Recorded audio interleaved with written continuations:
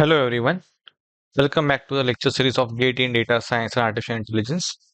In this lecture, we are going to discuss about the predicate logic. Okay, so we are done with the propositional logic. So, like all the previous lectures was based on propositional logic only.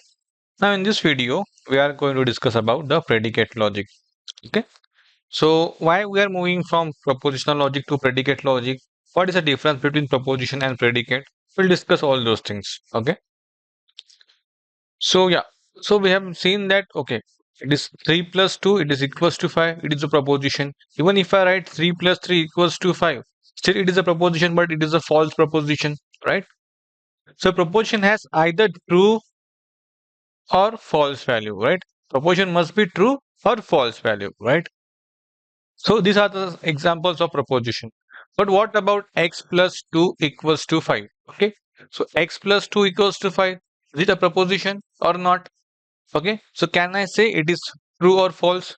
No, because it depends on the value of x, right?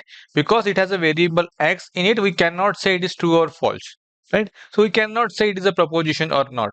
Okay, so it is not a proposition. Then what is it? It is a predicate. Okay, so this is a predicate. Now, what is predicate?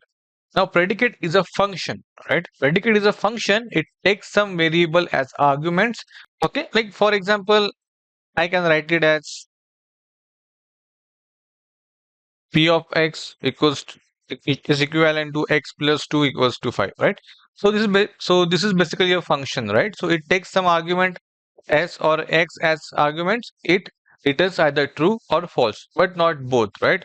For each combination of argument values, right? So the value of predicate will depends on the value of this variable x or s. Like it depends, right? Now, in contrast, a proposition is not a function, right? This is not a function. It does not have any variable as an argument, right? So it is either or false, but not both, right? So either my proposition or predicate must be true or false, right? This is for sure. The variables are always associated with the universe or domain, we can say, like universe of discourse. In short, I can say just domain, okay? So variables are always associated with a domain, right? Which tell us what combination of argument values are allowed. So in this case, I can say, okay, domain of x will be this 1, 2, 3, 4, 5, like this only, right?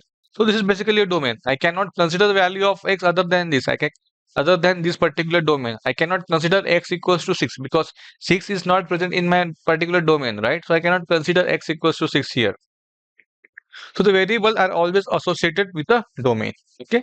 So I hope you understand this particular concept of predicate and what is the difference between proposition and predicate, right?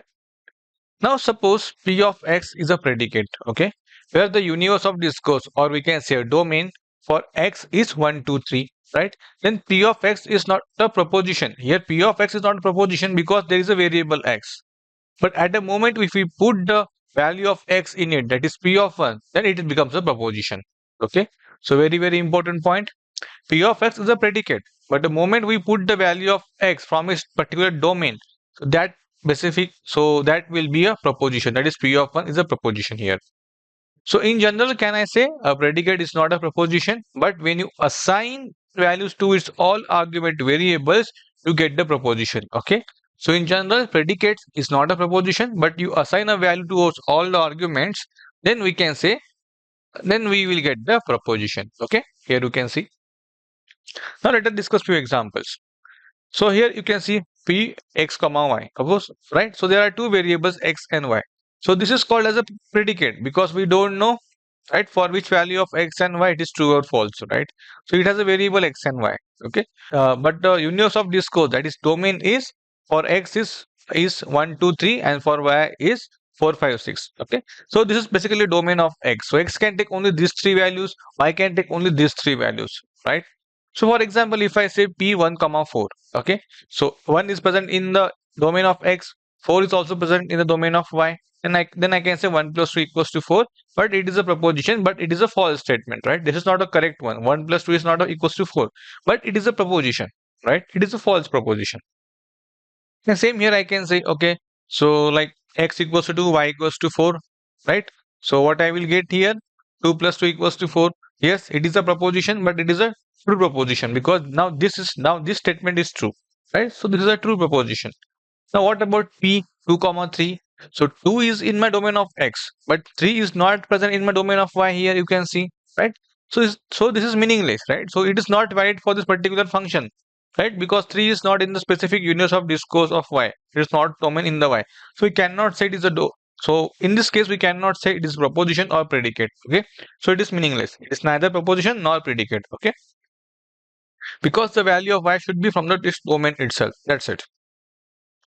Okay, so let us take one example here, simple example. Suppose q of xy is like this, x plus y greater than 4, where the universe of discourse is all integers. Okay, so domain is all integers. Now, which of the following are predicates? So we know predicates, like if I put just x comma y, say for 1 comma 2, if, right? So that will be my proposition, right? So here you can see q 1 comma 2. So here I will get 1 plus 2, that is 3, greater than 4. So this is false proposition, but it is a proposition. So this is a proposition, right? Proposition. What about this b? Here also, like I can take any integer value, right? So this, it is in the domain of x and y. So it is also proposition, but it is a, so but this is a true proposition and this is a false proposition, right? And what about these three things? These three. Here we are not getting any value, right? So here still there are the variables, right? So here in this case, what I will get, x plus 2 greater than equals to 4. Here I will get 1000 plus y greater than 4, right?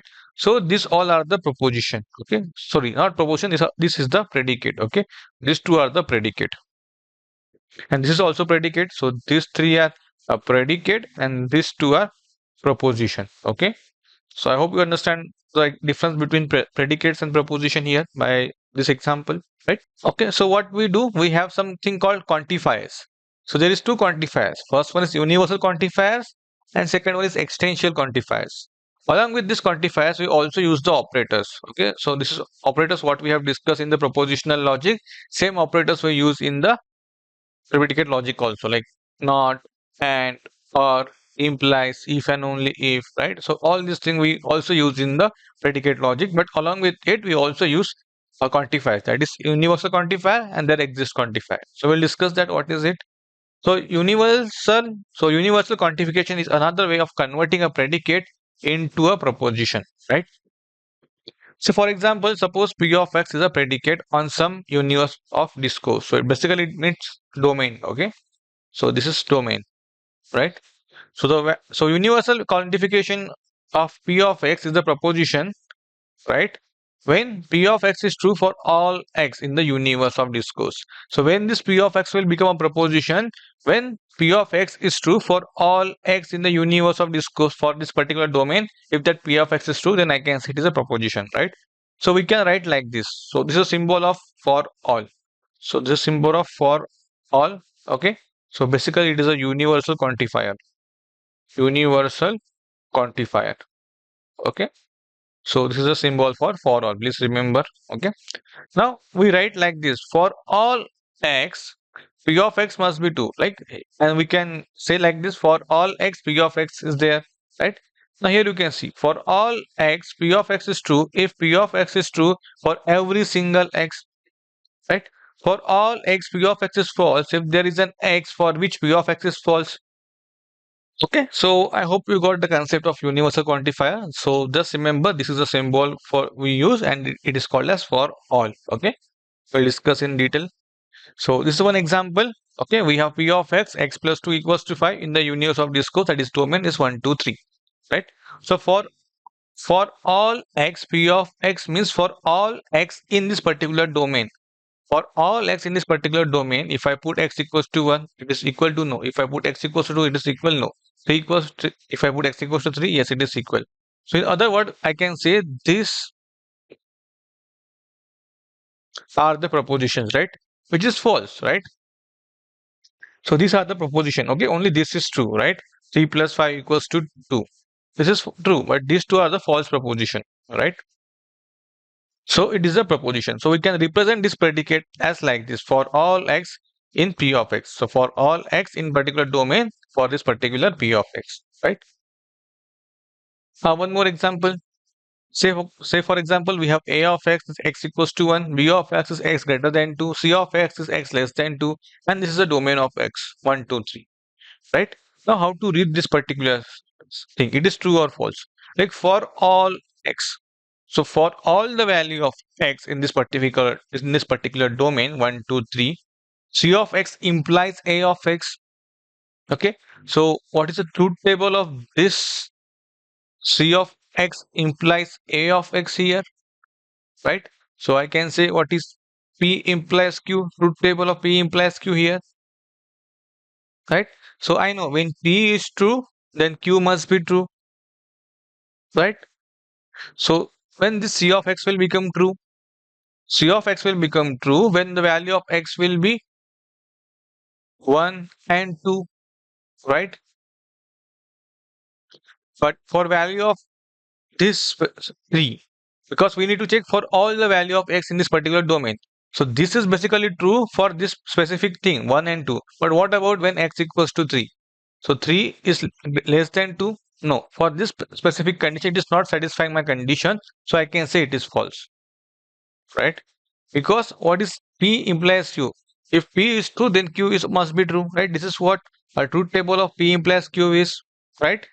Right. So if you see the truth table of this P implies Q, it is true, true, true, false, false, true, false, false, right? So it will be basically a true, false, true, true, right? Now, if you see this specific thing for all x belong to this particular domain, right? 1, 2, 3. So my this specific condition is not satisfying, right? Because this is not true.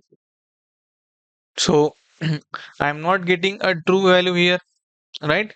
That is P implies Q is not true here. So whether a of x is true for this particular value 1, right? But a of x is actually x equals to 1. When x equals to 3, it will be 3 less than 2, and it will be 3 equals to 1. So like both are false. When both are false, it is true, right? When x equals to 2, it is false, but here it is true. So false, right? So true and false will be what is true and false will be false, right?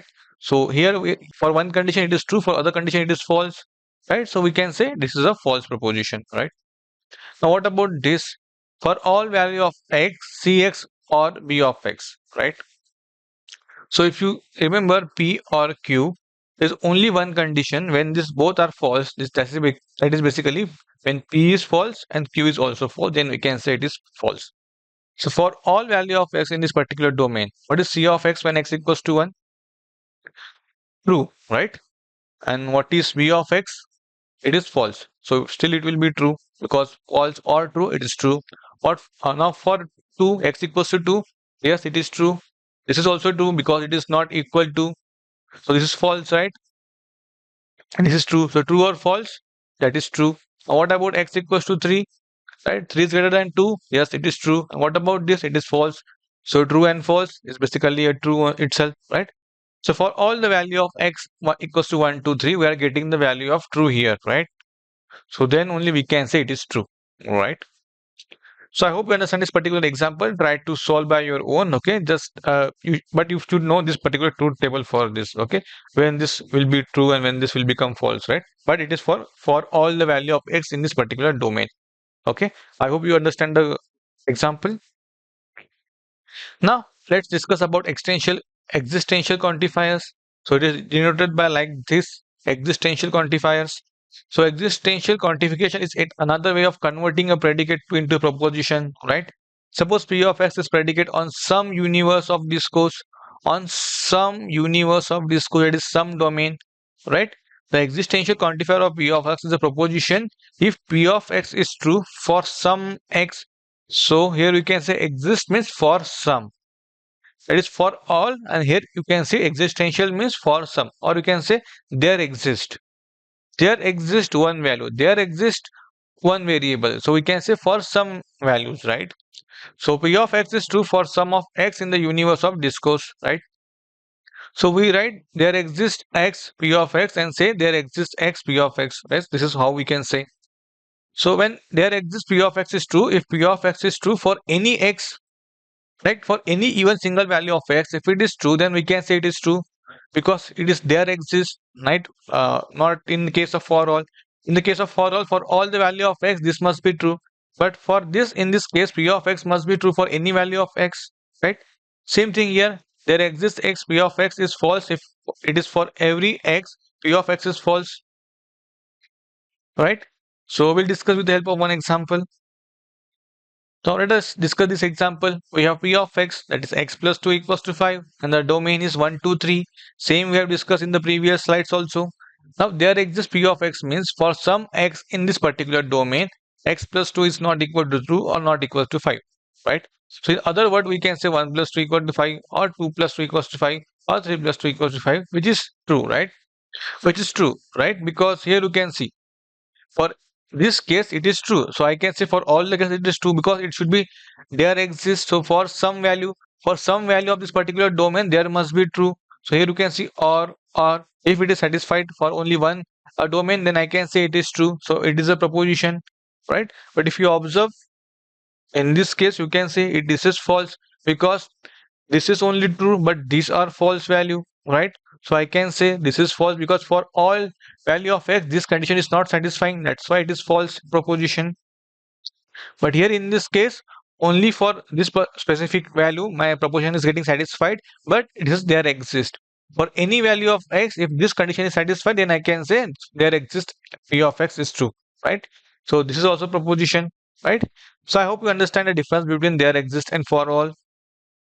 Now, same example, let us discuss the same example. Now, I have universe of discourse. Now, there exists C of x implies A of x, right? So, for any value of C of x or A of x, if it is true, then I can say this is true for any value of x, right? So, C of x is basically this put 1. So, 1 is less than 5. Yes, it is true. What about A of x? X equals to 1. Yeah, 1 equals to 1. Yes, true. So here I can say, true implies true. So basically it will be true only, right? So for any value of x, it is satisfied and I can say it is true, right? Now what about this b? There exists x for v of x. For any value of x, if v of x is true, then I can say it is true. Or if for any value of x it is false, then I can say it is false. What about x equals to 1? It is false. X equals to 2, it is false. X equals to 3, it is false, right? So for all the value of x, right, it is false here. And for any value of x, it is false, so it is false, right? But in this case, we are not getting such options, right? For the true case. So yeah, we have restricted this particular x to this.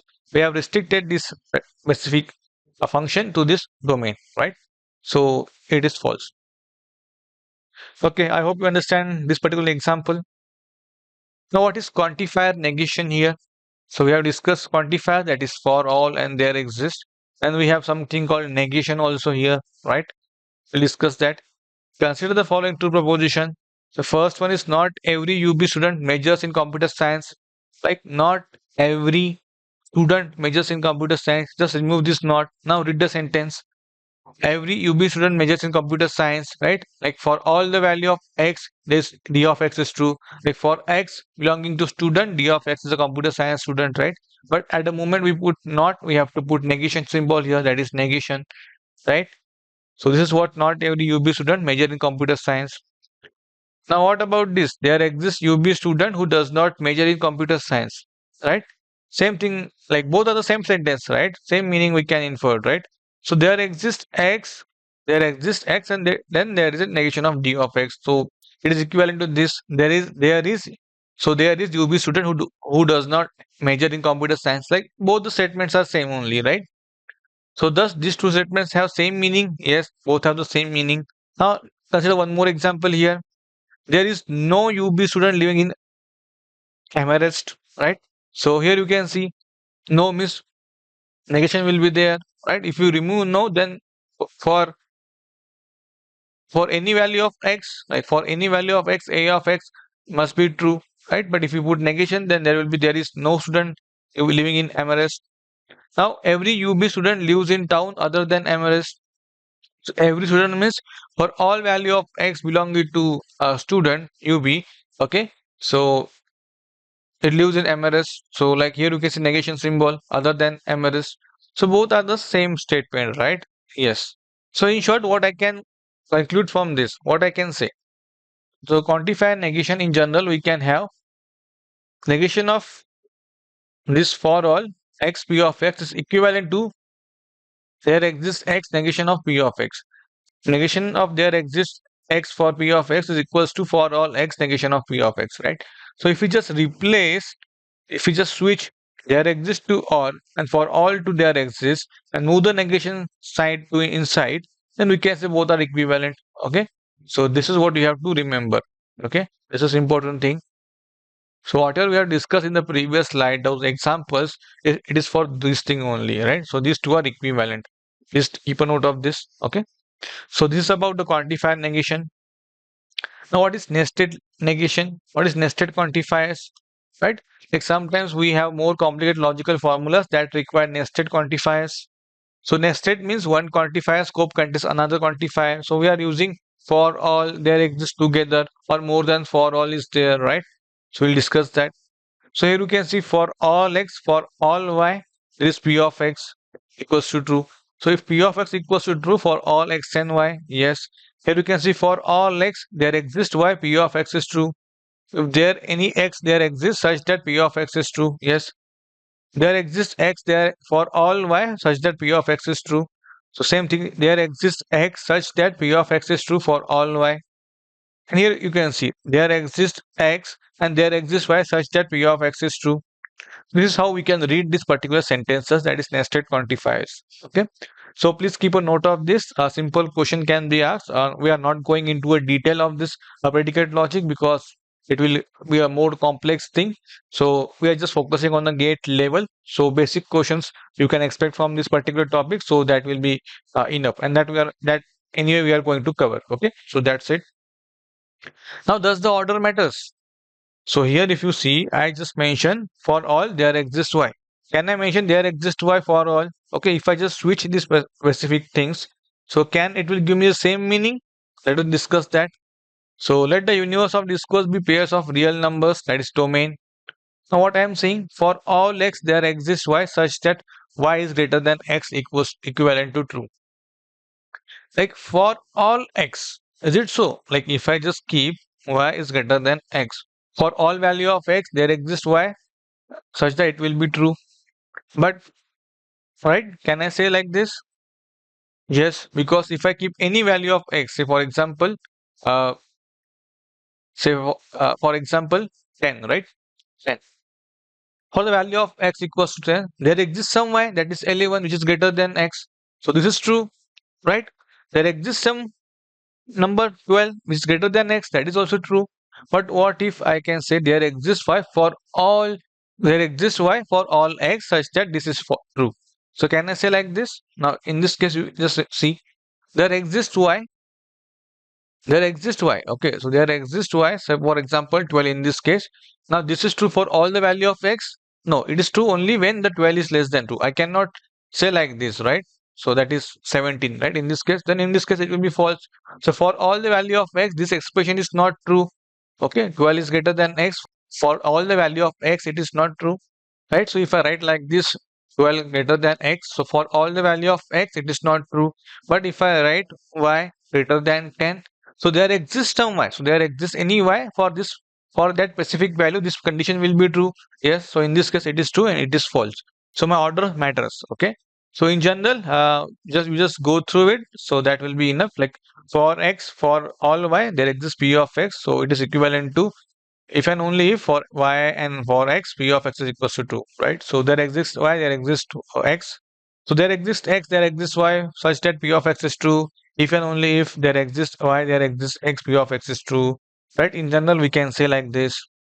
So just go through it and try to understand. That will be enough for this particular gate exam. Okay, so we are not focusing in much detail of this predicate logic. So we are just going to the basic concept of predicate logic here, right? But you need to remember this. Okay. Now, what is the scope? Whether scope matters? Yes. In general, difference in scopes of quantifiers can lead to difference in truth values, right? For example, for all, right? So such that p of x or negation of p of x equals to true. But the truth value of for all p of x or negation of p of x depends on the truth value of free variable x, right? So the second x is not bounded by any quantifier, right? So this x is not bounded by any quantifier because for all is belong to this specific x only, not for this, because we have removed the bracket here. But the moment if I put bracket here, so it is for x, it belongs to this specific x also, right? So this formula is not even a proposition. So this formula is not even a proposition, right? If we didn't mention the bracket here, right? Okay, so that's it from this particular lecture. So here we complete the predicate logic. Okay, after that we'll discuss few examples only. That's it. That is based on the uh, so we'll discuss few examples only based on this predicate logic, and that will be part of our tutorials, right? So here we complete our topic of predicate logic here. So nothing in it, just existential quantifier we have added, and there are some properties, right? So that's it from this particular lecture. Thank you.